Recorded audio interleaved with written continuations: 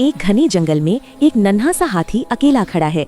दरख्तों के बीच से सूरज की रोशनी आ रही है, आंखों में आंसू। रात हो जाती है, आसमान पर तूफान छा जाता है। तेज हवा, बिजली, दरख्त हिलने लगते हैं। एक दरख्त टूटकर गिरने लगता है और एक छोटे परिंदे का घोंसला उसमें फंस जाता है।